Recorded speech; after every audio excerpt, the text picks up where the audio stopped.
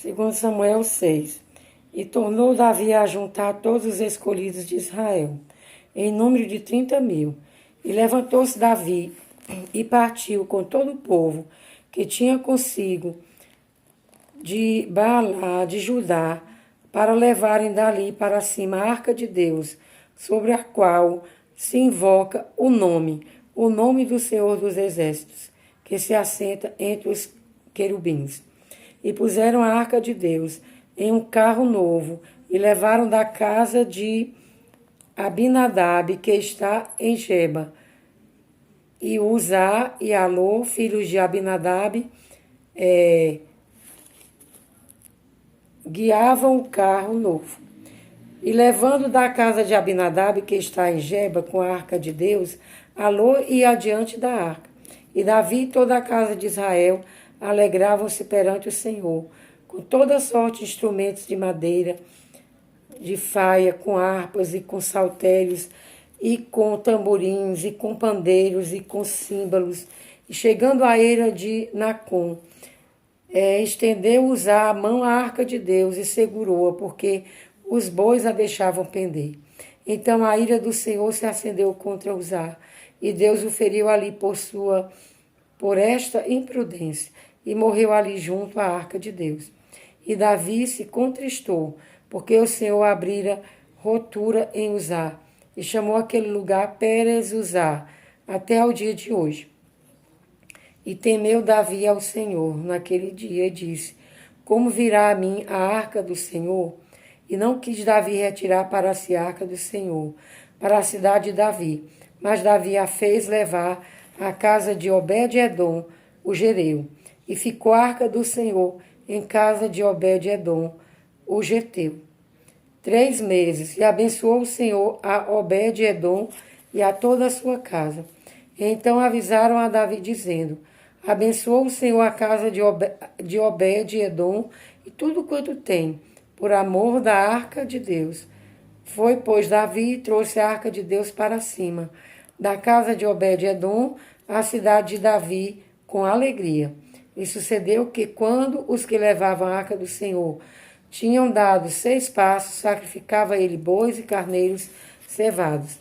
E Davi saltava com todas as suas forças diante do Senhor. E estava Davi cingido de um éfode de linho. Assim subindo, levavam Davi e todo Israel a arca do Senhor, com júbilo e ao som das trombetas. E sucedeu que, entrando a arca do Senhor na cidade de Davi, Mical, filha de Saul, estava olhando pela janela e vendo o rei Davi, que ia bailando e saltando diante do Senhor, o desprezou no seu coração. E, introduzindo a arca do Senhor, a puseram no seu lugar, na tenda que Davi lhe armara. E ofereceu Davi holocaustos e ofertas pacíficas perante o Senhor. E acabando Davi de oferecer os holocaustos e ofertas pacíficas, abençoou o povo em nome do Senhor dos Exércitos. E repartiu a todo o povo e a toda a multidão de Israel, desde os homens até as mulheres, a cada um bolo de pão e um bom pedaço de carne e um frasco de vinho. Então foi-se todo o povo, cada um para a sua casa. E voltando Davi para abençoar a sua casa, Mical, filha de Saul, saiu a encontrar-se com Davi e disse: quão honrado foi o rei de Israel, descobrindo-se hoje aos olhos das servas de seus servos, como sem vergonha se descobre qualquer dos vadios. Disse, porém, Davi a Mical: perante o Senhor, que me escolheu a mim, antes do que a teu pai e a toda a sua casa, mandando-me que fosse chefe sobre o povo do Senhor, sobre Israel, perante o Senhor me tenho alegrado. E ainda mais do que isto me envelhecerei e me humilharei aos meus olhos, e das servas de quem falaste, delas serei honrado. E Mical, filha de Saul, não teve filhos até o dia da sua morte. Davi, com toda a sua alegria e vontade de servir ao Senhor, de exaltar o rei de Israel, o Deus de Israel, o Deus dos exércitos. Muitas vezes foi mal interpretado. E nesse momento ele foi mal interpretado por Mical, achando que Davi estava querendo se mostrar para as mulheres, para o povo de maneira carnal, e Davi não estava. Davi estava se alegrando por trazer a arca do Senhor para a casa de Davi, para o lugar que ela deveria estar. E nesse trajeto ele também teve uma decepção, uma tristeza, porque alguém tentando salvar a arca, tocou na arca, não quis que a arca tocasse o chão. E para Deus não era para tocar na arca, a ordem dele. A arca poderia tocar a terra, mas a pessoa não iria tocar na arca. E um homem querendo salvar a arca de tocar a terra, achando que a terra seria impura, tocou na arca. E a ira de Deus se acendeu. Serve de lição também esse momento triste, que Davi ficou muito triste quando aconteceu isso, mas serve de exemplo para a gente entender que muitas vezes o que a gente considera impuro, para Deus é puro. Porque muitas vezes consideramos outras pessoas impuras, o chão que nós pisamos impuro, um alimento impuro. E até o próprio Jesus Cristo diz que o que é impuro é o que sai da nossa boca, que são palavras ruins que muitas vezes saem da nossa boca, que traz tristeza para o nosso próximo, traz derrota, traz falta de fé, traz desânimo. É muito mais impuro do que mesmo comer sem lavar as mãos, ou tudo que a gente consome e vai para o nosso estômago, ele sai naturalmente, sem nenhum problema. Mas o que contamina o homem é a palavra, tudo que sai da nossa boca. Então, muitas coisas que nós consideramos impuro, muitas vezes nós estamos sendo mais impuros do que aquelas coisas que consideramos impuro, como a terra, né? A terra, brincar com terra. Muitos pais não deixam as crianças brincar com terra. E muitas vezes permitem que seus filhos assistam ou joguem jogos que são contra a palavra de Deus, que incitam a violência, que incitam muitas vezes a sensualidade antecipada, que incitam a criança a ficar viciado.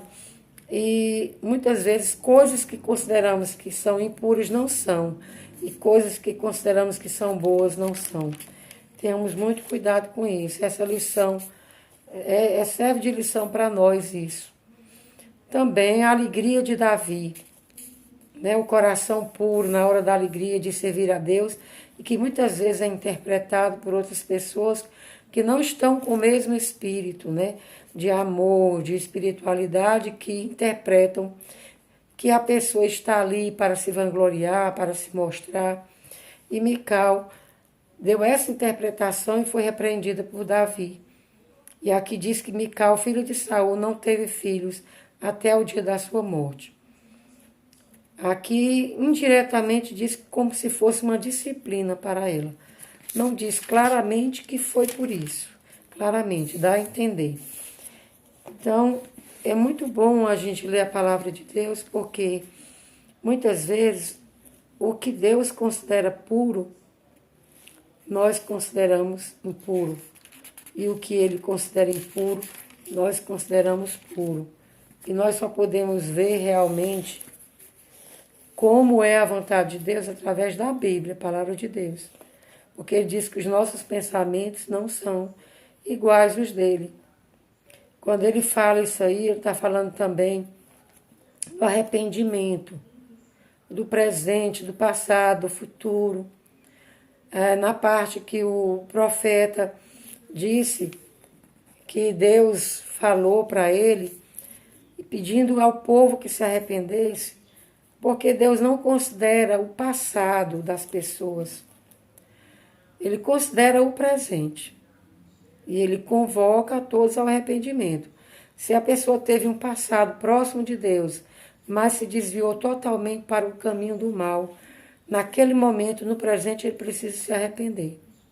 E se ele viveu um passado horroroso, longe de Deus, mas naquele momento ele tem a oportunidade de se arrepender e ter uma nova vida com Deus. Então, esse é o pensamento de Deus.